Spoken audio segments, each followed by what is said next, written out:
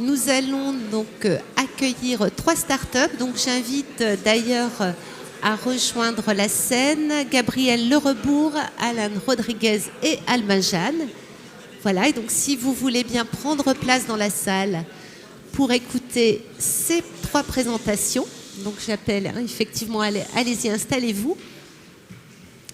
Donc nous avons effectivement le plaisir de vous accueillir et vous avez accepté de relever un défi qui est de nous présenter des travaux tout à fait extraordinaires, mais aussi vos attentes, comment l'écosystème pourrait et devrait évoluer pour vous aider, pour encourager les progrès que vous portez.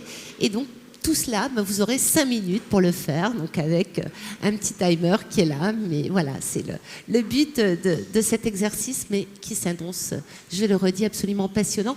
Donc, Monsieur Lerebourg, je vous invite à rejoindre le pupitre. Et donc, vous êtes cofondateur et directeur général de Floating Gene, qui a pour ambition de détecter des cancers par une simple prise de sang.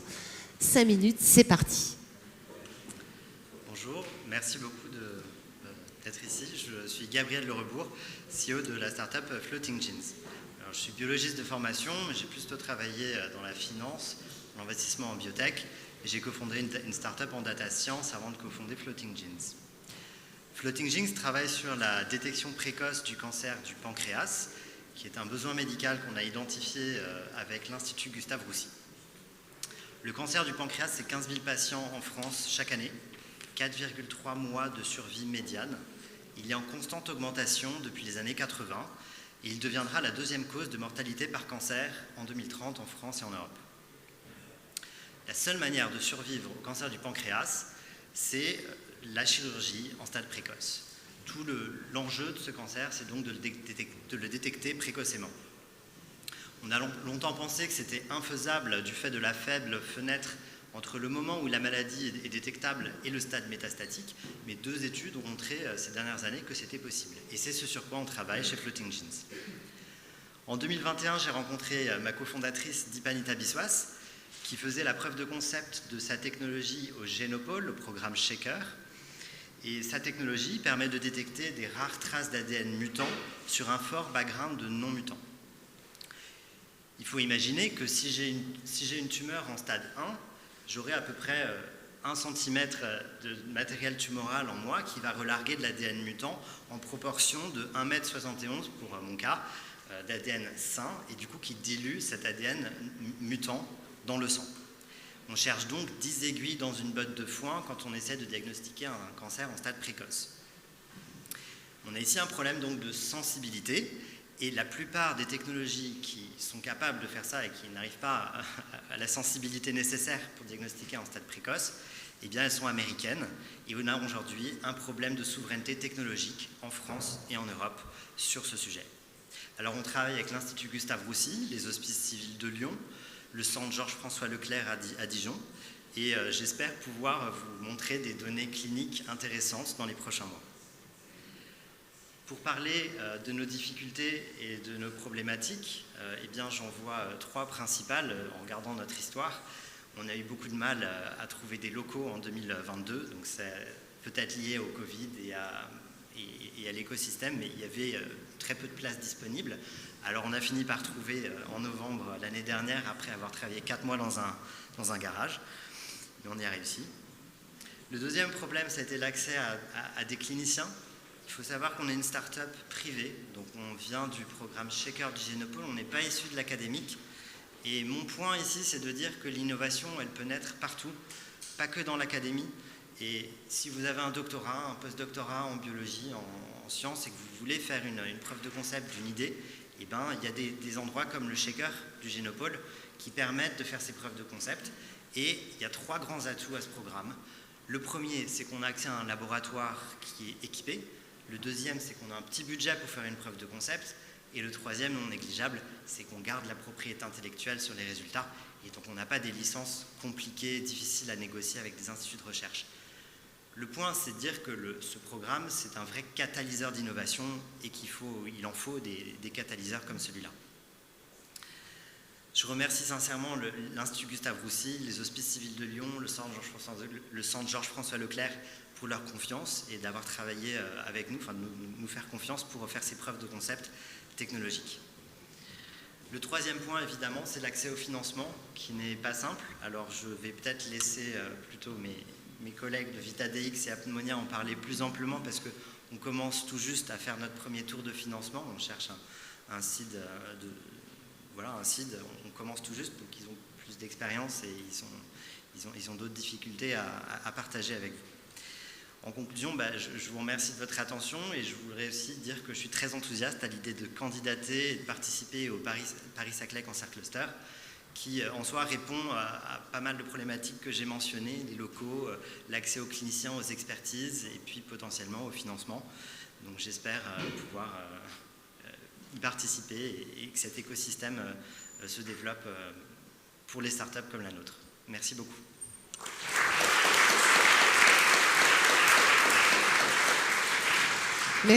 Merci beaucoup et bravo Gabriel Rebourg. Donc nous avons maintenant le plaisir d'accueillir donc Alan Rodriguez, donc directeur général de VitaDX, donc qui est spécialisé dans le diagnostic précoce du cancer à partir de l'imagerie et de l'intelligence artificielle.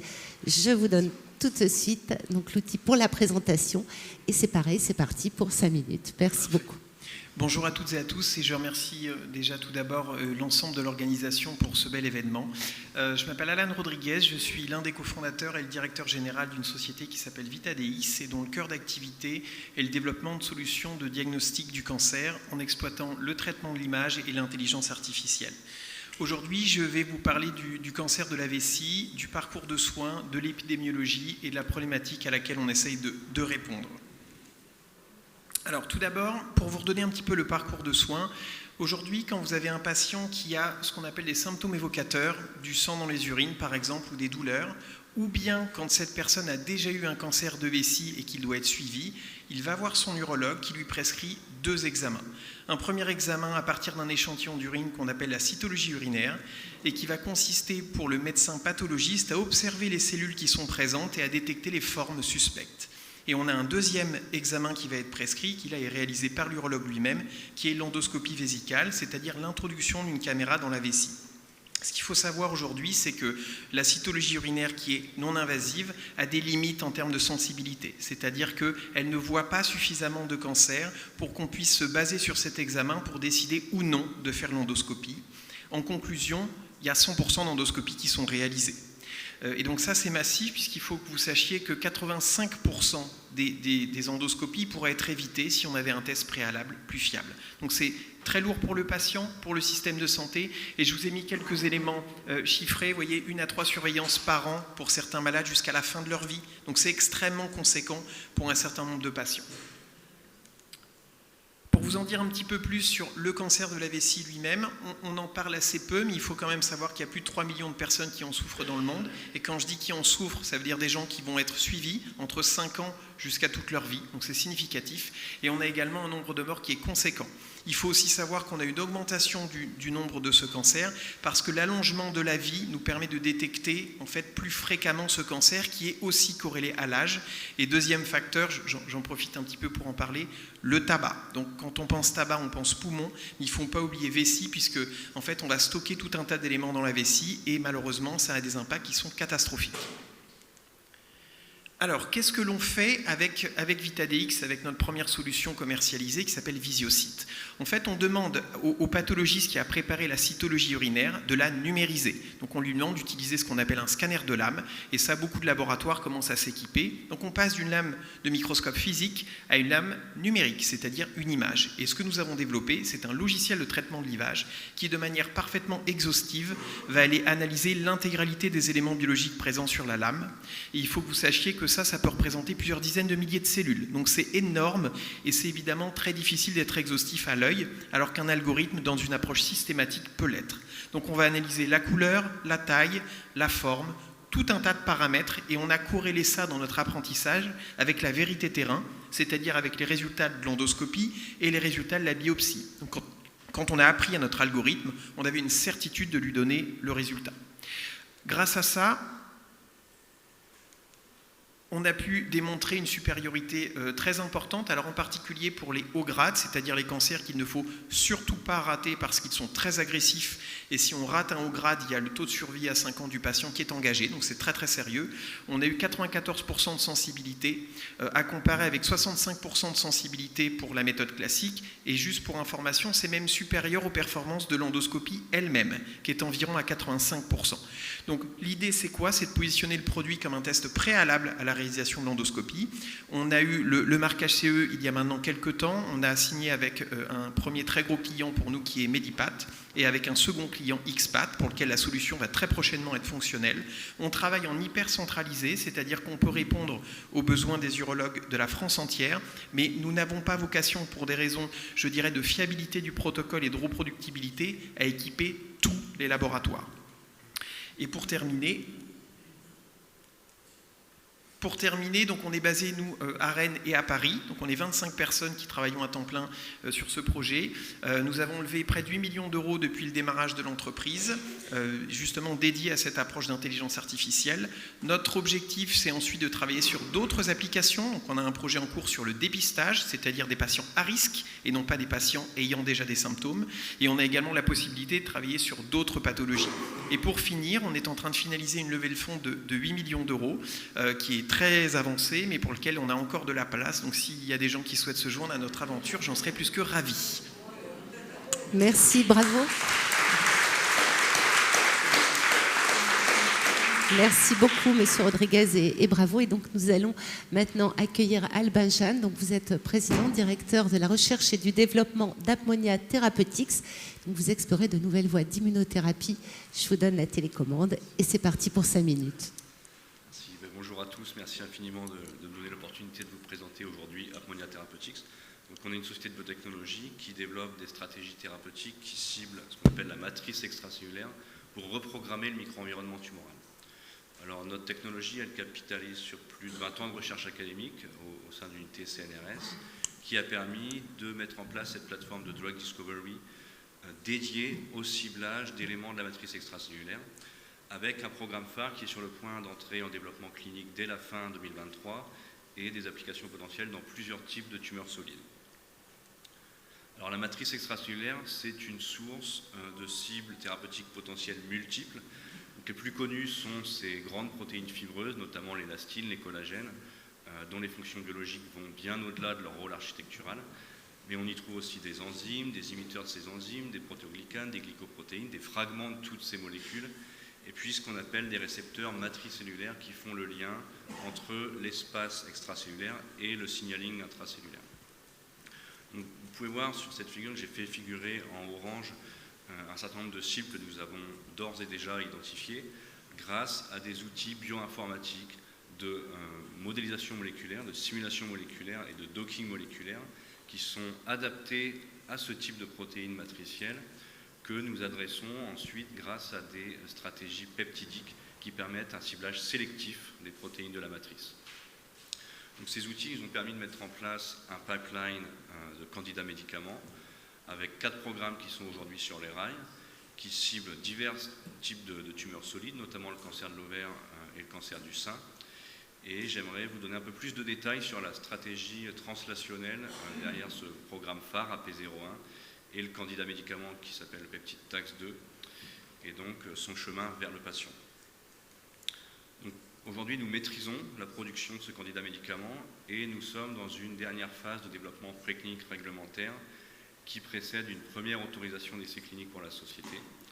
Essai clinique de phase 1, 2A combinés, donc d'abord une escalade de doses avec le produit dans divers types de tumeurs solides, puis une première cohorte d'expansion en phase 2A dans le cancer ovarien, qui est aujourd'hui notre indication prioritaire. Et en parallèle, on maintient un certain nombre d'activités de R&D non réglementaires, focalisées par exemple sur la validation de biomarqueurs, sur le fait d'explorer de nouvelles stratégies combinatoires, ou également sur d'autres cibles pour continuer à diversifier le portefeuille de la société. Donc on a sécurisé aujourd'hui 8 millions d'euros pour atteindre cette première étape qu'est l'autorisation d'essai cliniques. Et on prépare une levée de fonds en série A de 20 millions d'euros, à la fois pour soutenir le développement clinique de TAX2, mais également pour accompagner la montée en puissance de notre plateforme technologique. Et pour conduire ces programmes, on a rassemblé une équipe complémentaire avec des compétences scientifiques bien sûr, mais également médicales, réglementaires, financières, et un management épaulé par 2 boards, un comité stratégique avec des experts du drug development au sens large, et un conseil scientifique et clinique avec des leaders d'opinion dans le domaine de l'immuno-oncologie et des oncologues médicaux dans les indications qu'on cible en priorité, donc le cancer de l'ovaire et les cancers digestifs. Alors justement, quelques mots sur la composition de l'équipe et sur les mécanismes qui permettent d'attirer et de garder des talents dans les startups. Je pense que ce qui est d'abord fondamental dès la création, c'est d'avoir une complémentarité entre les cofondateurs et de savoir très vite s'entourer de consultants qui sont experts dans les domaines qui sont liés au drug development. Et c'est au fil de l'avancée des programmes qu'on va pouvoir internaliser une à une ces expertises. Et donc plus le pipeline se développe, plus on recrute. À mon sens, ce qui attire les talents, c'est vraiment la qualité de la science, de la R&D et des projets. Et ensuite, ces talents, il faut les laisser s'exprimer et donc créer un climat de management gagnant-gagnant, management horizontal, basé sur la confiance, l'écoute. Et donc, voilà, c'est ça, à mon sens, qui permet d'attirer et de garder les talents. En termes de rémunération, puisque comme toute start-up qui démarre, on a des moyens de rémunération qui sont les nôtres, mais il existe des packages d'avantages qui permettent d'attirer les talents, et puis par la suite des mécanismes d'incitation et de motivation qui existent également. Enfin, quelques mots sur l'investissement, dans un contexte, ça a déjà été dit, qui n'est pas des plus favorables. Donc aujourd'hui, nous, on a un syndicat d'investisseurs qui nous a fait confiance pour atteindre cette première étape, qui est l'autorisation d'essais cliniques. Et notre but, c'est d'atteindre nos objectifs dans les temps, pour susciter la confiance de nouveaux investisseurs qui pourront nous rejoindre pour la série A, la série B et accompagner la croissance de la société. Merci à tous. C'est nous, bravo.